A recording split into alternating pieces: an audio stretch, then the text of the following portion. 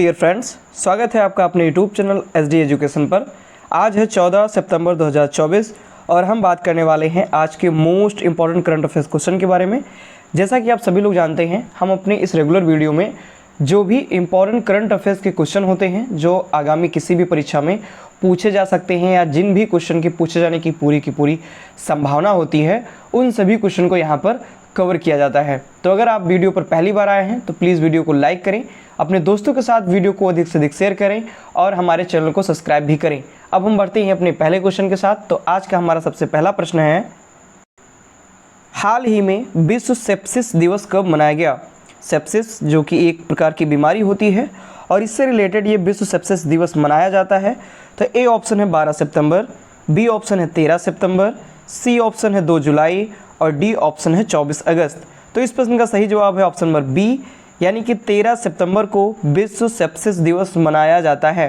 यहाँ आप देख भी सकते हैं आर्टिकल में, वर्ल्ड सेप्सिस डे जो कि 13 सितंबर को मनाया जाता है। अगर हम डिटेल में बात करें इसके बारे में तो हर साल 13 सितंबर को दुनिया भर में विश्व सेप्सिस दिवस मनाया जाता है। सेप्सिस एक खतरनाक बीमारी है, यह एक डिजीज़ है, बीमारी है जो कई अन्य स्वास्थ्य समस्याओं को भी ट्रिगर करती है। यानी कि ये जो बीमारी व्यक्ति के अंदर होती है तो इस बीमारी के साथ साथ कई अन्य घातक बीमारियां मनुष्य के अंदर हो जाती हैं और कभी कभी इस बीमारी की वजह से व्यक्ति की मृत्यु भी हो जाती है।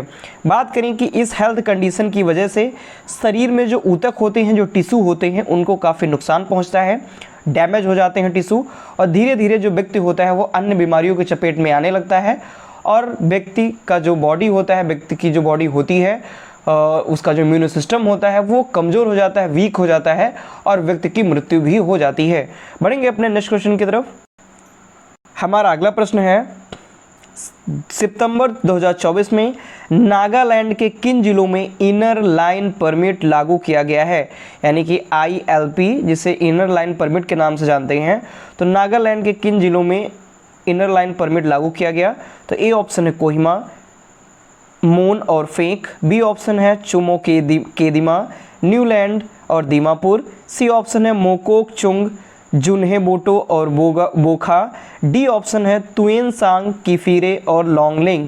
तो इस प्रश्न का सही जवाब है ऑप्शन नंबर बी, यानी कि चुमो केदिमा, न्यूलैंड और दीमापुर। ये जो 3 ज़िले हैं, नागालैंड के इन 3 ज़िलों में इनर लाइन परमिट लागू किया गया है। आप यहाँ पे देख भी सकते हैं ILP इनर लाइन परमिट, और ये कहाँ, ये नागालैंड के जो 3 ज़िले हैं उनमें ये लागू किया गया है।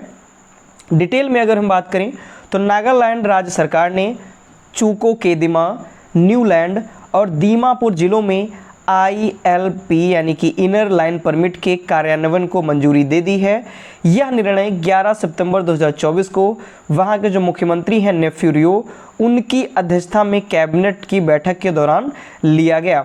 बात करें, सरकार ILP आवेदन प्रक्रिया को कारगर बनाने के लिए डिजिटल प्रणाली में सुधार पर भी काम कर रही है। यानी कि इसके द्वारा जो डिजिटल प्रणाली है ऑनलाइन, यानी कि सारा काम किया जाएगा, आवेदन जो प्रक्रिया होगी वो ऑनलाइन होगी। इसके लिए डिजिटल प्रणाली में सुधार भी किया जा रहा है। बढ़ेंगे अपने नेक्स्ट क्वेश्चन की तरफ। हमारा अगला क्वेश्चन है, पुरुष AKI हॉकी चैंपियनशिप ट्रॉफी 2024 8 से 17 सितंबर तक किस शहर में आयोजित की गई? तो ए ऑप्शन है नई दिल्ली भारत, बी ऑप्शन है कुआलालंपुर मलेशिया, सी ऑप्शन है हुलून बुइर चीन, डी ऑप्शन है टोक्यो जापान। तो इस प्रश्न का सही जवाब है ऑप्शन नंबर सी, यानी हुलून बुइर चीन में पुरुष एशियाई हॉकी चैंपियनशिप ट्रॉफी 2024 का जो आयोजन है वह किया गया। अगर हम डिटेल में बात करें तो एशियन चैंपियन ट्रॉफी 2024 का आयोजन चीन के मोकी ट्रेनिंग बेस के हुलून बुइर जो शहर है चीन का, वहाँ पर इसका आयोजन किया गया। कब? 11 सितंबर 2024 को। और शुरुआत, ये जो टूर्नामेंट है इसकी शुरुआत कब हुई? तो 8 सितंबर 2024 को शुरुआत हुई और अंतिम समापन इसका 11 सितंबर 2024 को हुआ। प्रायोजक इसका था हीरो मोटोकॉर्प, ये इसका प्रायोजक रहा। इस बार का एशियन चैंपियनशिप ट्रॉफी का जो प्रायोजक था वो हीरो मोटोकॉर्प है। बढ़ेंगे अपने नेक्स्ट क्वेश्चन की तरफ। हमारा अगला क्वेश्चन है, 63वें सुब्रतो कप 2024 में जूनियर बॉयज़ का खिताब किस स्कूल ने जीता हुआ है, यानी कि जो सुब्रतो कप है इसका भी हाल ही में आयोजन किया गया और इसमें जूनियर बॉयज़ का खिताब किस स्कूल ने जीता हुआ है। तो ए ऑप्शन है मिंग केन Christian higher secondary school, B option है TG English school, C option है सेंट पॉल स्कूल और डी ऑप्शन है दिल्ली पब्लिक स्कूल। तो इस प्रश्न का सही जवाब है ऑप्शन नंबर बी, यानी कि टीजी इंग्लिश स्कूल जो है इसने 63वें सुब्रतो कप 2024 के जूनियर बॉयज़ का खिताब इसने जीत लिया है। आगे अगर हम बात करें तो मणिपुर के टीजी इंग्लिश स्कूल ने 63वें सुब्रतो कप का जूनियर बॉयज़ का खिताब इसने जीता है। इंपॉर्टेंट क्वेश्चन है, पूछा जा सकता है। मेघालय का जो मेंकेन का जो क्रिश्चियन हायर सेकेंडरी स्कूल है इसको सडन डेथ टाई ब्रेकर में 4-3 से हराया, यानी कि उप विजेता मेघालय का मिंगकेन क्रिश्चियन हायर सेकेंडरी स्कूल रहा और जीता किसने, मणिपुर के टीजी इंग्लिश स्कूल ने इसे जीत लिया है। इसका आयोजन 11 सितंबर 2024 को BR अम्बेडकर स्टेडियम नई दिल्ली में किया गया, यानी कि जो आयोजन था इसका वो BR अम्बेडकर स्टेडियम नई दिल्ली में 11 सितंबर को किया गया। बढ़ेंगे अपने नेक्स्ट क्वेश्चन की तरफ। हमारा अगला क्वेश्चन है सीताराम येचुरी कौन थे जिनका सितंबर 2024 में 72 वर्ष की आयु में निधन हो गया, यानी कि अभी हाल ही में सीताराम येचुरी का निधन हुआ है। तो ये किससे संबंधित थे, कौन थे? तो ए ऑप्शन है प्रसिद्ध अर्थशास्त्री, बी ऑप्शन है एक स्वतंत्रता सेनानी, सी ऑप्शन है भारतीय कम्युनिस्ट पार्टी यानी कि मार्क्सवादी के महासचिव और डी ऑप्शन है एक प्रसिद्ध वैज्ञानिक। तो इस प्रश्न का सही जवाब है ऑप्शन नंबर सी, यानी कि भारतीय कम्युनिस्ट पार्टी का जो मार्क्सवादी है उसके ये महासचिव थे सीताराम येचुरी और इनका ही अभी हाल ही में 72 वर्ष की आयु में निधन हो गया है। आप यहाँ पे आर्टिकल में भी देख सकते हैं सीताराम येचुरी 1952 में इनका जन्म हुआ था और 2024 में भी इनकी मृत्यु हो गई है, निधन हुआ है अभी हाल ही में। तो भारतीय कम्युनिस्ट पार्टी मार्क्सवादी के महासचिव सीताराम येचुरी का 72 वर्ष की आयु में निधन हो गया। येचुरी का 19 अगस्त से नई दिल्ली के अखिल भारतीय आयुर्विज्ञान संस्थान जिसे हम एम्स के नाम से जानते हैं वहाँ पर तीव्र श्वसन पथ संक्रमण का इलाज चल रहा था, यानी कि श्वसन से संबंधित जो समस्या थी उसका इलाज चल रहा था और अभी उसी के दौरान अभी हाल ही में इनका निधन हो गया है। इनका जो जन्म है वह 12 अगस्त 1952 को चेन्नई में हुआ था, यानी कि 1952 में इनका जन्म हुआ था और 72 वर्ष की आयु में अभी सितंबर 2024 में इनका निधन हो गया है।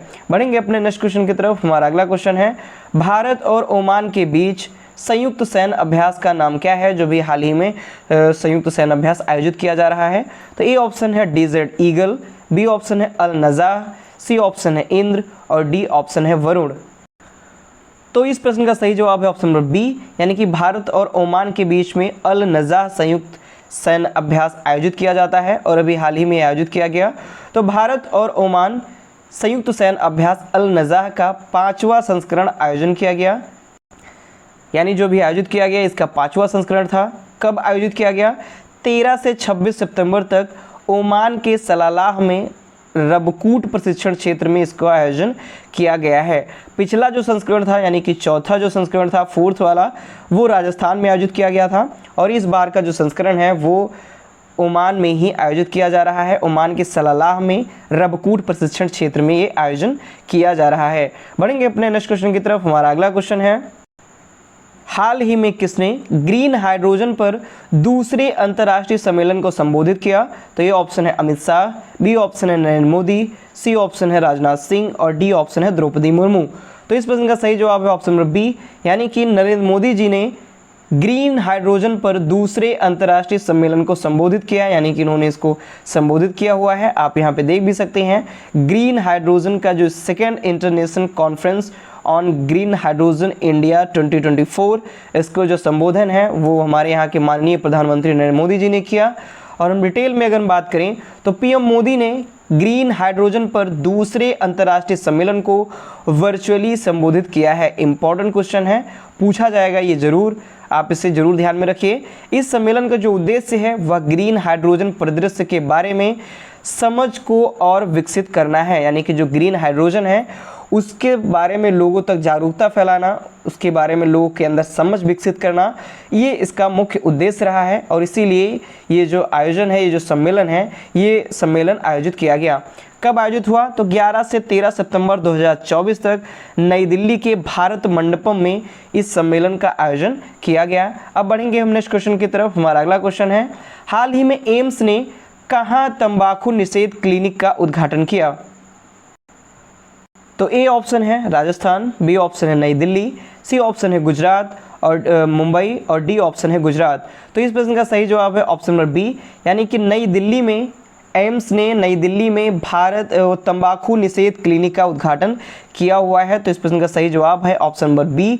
अगर हम डिटेल में बात करें तो भारतीय अखिल भारतीय आयुर्विज्ञान संस्थान, जिसे हम एम्स के नाम से जानते हैं, इसने नई दिल्ली में एक समर्पित तंबाकू निषेध क्लिनिक, जिसे TCC तंबाकू निषेध क्लिनिक का उद्घाटन किया है।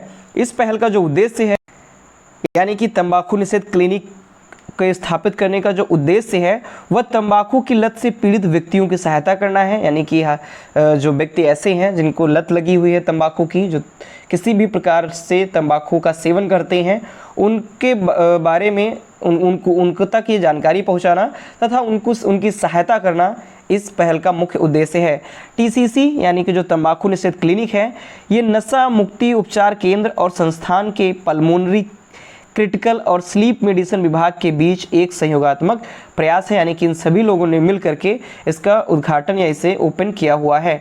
बढ़ेंगे अपने नेक्स्ट क्वेश्चन की तरफ। हमारा अगला क्वेश्चन है, हाल ही में किस देश ने पहला इंटरकॉन्टिनेंटल कप जीता? यानी कि ऐसा कौन सा देश है जिसने फर्स्ट टाइम इंटरकॉन्टिनेंटल कप जीता? तो ए ऑप्शन है जापान, बी ऑप्शन है सीरिया, सी ऑप्शन है रूस और डी ऑप्शन है भारत। तो अभी हाल ही में सीरिया ने भारत को हरा करके फाइनल में पहला इंटरकॉन्टिनेंटल कप उसने जीता हुआ है, सीरिया ने ये जीता हुआ है। बढ़ेंगे अगले पॉइंट की तरफ। तो सीरिया ने भारत को 3-0 से हराकर अपना पहला इंटरकॉन्टिनेंटल कप का खिताब जीत लिया है। सीरियाई कप्तान महमूद अल मवास ने विजेता ट्रॉफी और सैयद अब्दुल रहीम प्लेयर ऑफ द टूर्नामेंट, इन 2 पुरस्कारों से सम्मानित किए गए। तो अगर प्लेयर ऑफ द टूर्नामेंट पूछा जाए तो सैयद अब्दुल रहे।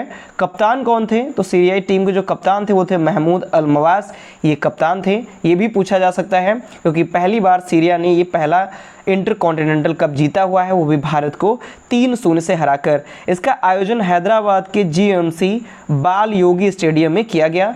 आयोजन भी पूछा जा सकता है कि आयोजन हुआ कहाँ पर, तो हैदराबाद के GMC बाल योगी स्टेडियम में इसका आयोजन किया गया।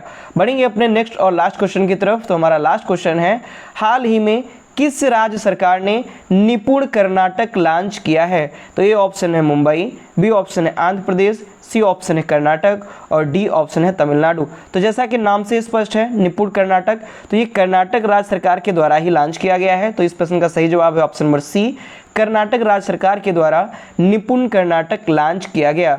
अगर हम डिटेल में बात करें तो इसका जो उद्देश्य है वो लक्षित प्रशिक्षण और सार्वजनिक निजी भागीदारी के माध्यम से IT क्षेत्र की मांगों को पूरा करने के लिए राज्य के युवाओं को उद्योग प्रासंगिक कौशल से लैस करना है। यानी कि जो सार्वजनिक संपत्तियां हैं, जो निजी भागीदारी है, इन दोनों में यानी प्राइवेट सेक्टर और गवर्नमेंट सेक्टर, ये दोनों मिल करके IT क्षेत्र की जो मांगे हैं उनको पूरा करने के लिए राज्य के युवाओं को उद्योग प्रासंगिक कौशल से विकसित करेंगे, उनको लैस करेंगे, अधिक से अधिक उनको प्रशिक्षण प्रदान करेंगे। ये इसका मुख्य उद्देश्य है।